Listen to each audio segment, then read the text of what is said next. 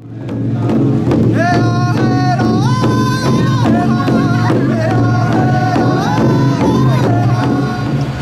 that right.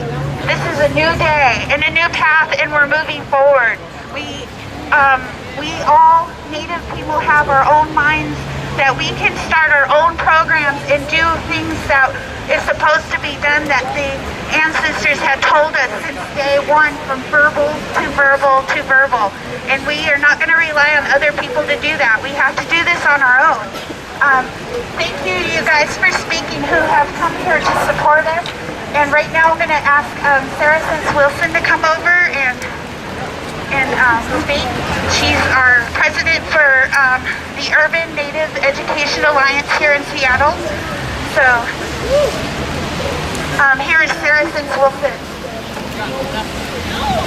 Thank you, everybody. I tend to work off of written scripts, so I'm not as great as an oral traditionalist. But I'm here today to stand in solidarity and to voice that unified message, not just to our community, but to the non-Native community as well.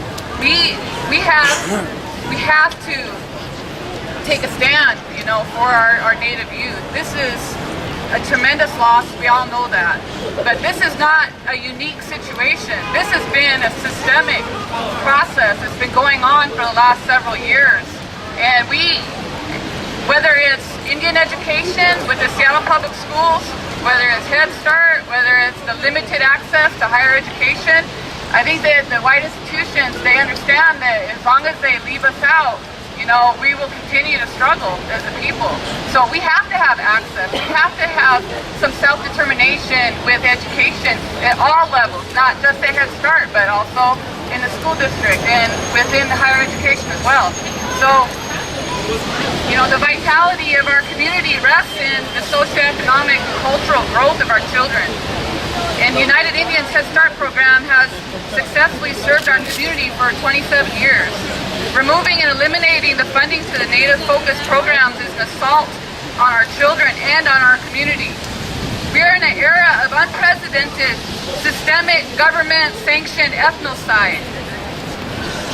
From Head Start to Seattle Public Schools, to limited and restricted access to higher education, UNEA, Urban Native Education Alliance, is appealing to the city, state, county, and federal government agencies to collaborate with United Indians to fund the continuation of Head Start program at United Indians. So again, we're appealing to the city, the state, the county, federal officials, leaders, agencies to step forward and to collaborate. That's the answer. We're not going to solve this just within our Native community. We have to draw on these other outside non-Native entities to support us. That's the future. That's where we're going. That's what needs to happen. Oh, thank you. Thank you, Sarah. Thank you so much. Are there anybody here that would like to speak? This is Peter Gallagher. He's one of our teachers in one of the classrooms. Good afternoon. Good afternoon, everybody. My name is Peter Gallagher. As Karen said, I'm a teacher at United Indians Head Start. I've worked there for the past 2 years. I felt very humbled, very grateful to work there. I've given a lot to it, but I really feel like I've given so much more than I've received. I think I speak for all the teachers when I say how sad we are, how devastated we are that this program is facing being shut down. It means a lot to all of us. It means a lot to the kids. And so all I really have to say is, you know, I wish that we all just keep fighting, you know, because that was really how 43 years ago Daybreak Star was founded, and I think that's always going to be the bedrock and grassroots of what comes of this community. So just keep fighting, never stop, and stand up for each other, love each other, in spite of all odds. That's all I have to say. Thank you.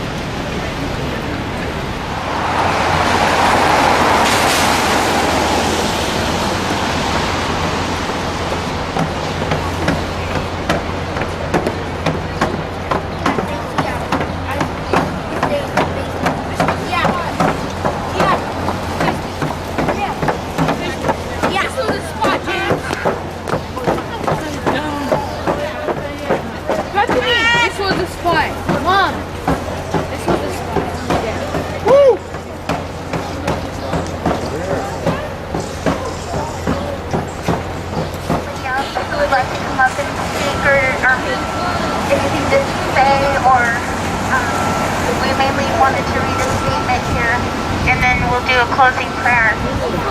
Here's Pam Mason.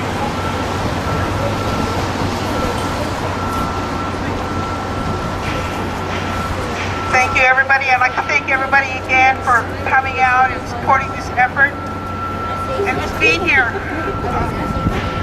It really touches my heart. Reminds me of home. I'm from the Colville Reservation. I've been teaching Head Start since 1974. I became a teacher. I was a bus driver. I was a cook. I was a lead teacher. I became family services, and I was acting director for a little while. In every position, I loved it because I knew I was helping my people. I knew I was doing something that was going to make a difference. And I appreciate you guys being here today. And I just ask blessings upon each and every one of you that came out today to help us along. For my country, you know, when it rains like this, we lose our loved one. When our loved one passes away and it rains like this, and it washes all the tracks away. So today, I believe this is a new beginning for us. This is a new path that we're all going to take today. And for Head Start, I'd like to thank for the 27 years that we were able to be under the Head Start program. But now that they can't help us or help direct us anymore, that we need to go on our new way, find that new path. And with that, I know we can help. We can ask for help from everyone. And I would like to invite you out when we can have another gathering to come out and eat with us. Come out and fellowship with us. Come out and help us along. Because it's going to be a hard walk for all of us. It's going to be a big change. Sometimes we might feel like giving up. But you know, when I saw Juan dance today, my heart was so heavy. And he just made it light. And I appreciate that song and I appreciate that dance that went forth for us today. I took that burden off my heart and off my shoulders today. And I'd like to thank my daughters and my oldest granddaughter here for being here to support me every step of the way. Each and every one of you have supported this effort, and I appreciate it today. And I thank everybody for coming, and I pray for a special blessing on each and every one that partake today. Thank you. Around my daughter. I'm Karen Elliott. I started in this program, my daughter, Bethany here. She was 4, and she got on the bus, and I cried like a baby when she went on our little Head Start bus. Now she's 17, and I have 3 other boys, Kareem, Reese, and Iman, who has gone, and I was fortunate enough to have Iman graduate, my youngest one, graduate through this program. And I remember going into the classroom and volunteering, and Pam was our teacher, and just from there, just Head Start is always important to me. And she told me to go get my well child, go get my dentals. I went and got my well child, and I got my dental. Anything she told me she needed, I got it for her. And so I learned everything that I do now today. I have learned from Pam, and I've learned from Berta, and I've learned from even her family. All our families are close at Daybreak Star. And I'm here just to read this statement to Region 10. And just to let them know so that we can have closure, that this is Region 10. This is a new day. This is a new path. This is a new, and we're moving forward. Dear Region 10, we have gathered here today to express our grief and our anger at the loss of our early Head Start and our Head Start programs. The Head Start preschool has been around for 27 years, and at that time, we have served hundreds of families. We have just started to see the second generation of families to come through our doors. Parents who have attended our preschool are now bringing their own kids to us, entrusting us to love and care for their children as we once did for them. We are so proud of the work that we have done at Early Head Start and Head Start programs at United Indians. We teach our kids to explore, to learn, challenge themselves, treat other people well, know their traditions, and love themselves. We support our families to take care and nurture their children, to advocate for their own and their children's well-being, and to believe in themselves that they can accomplish any goal they want to achieve in their lives. We are saddened our program is coming to an end like this, and it did not have to be this way. We've been let down by our Head Start administrators and by our own leadership. They have failed us to support what we needed to make sure that our program lasted to serve third and fourth generations of students. We will not forget the ways that we have been disappointed. But this is a new day. This is a new path, and we are moving forward. As we have done before, we will trust the brilliance of our own Native people to create educational programs that teach us our histories and our traditions and know how to love ourselves. As a community, we can build programs that truly serve us. To everyone who has joined us here today, I thank you very much for your support, and please keep us by joining our efforts to start a new Native school program.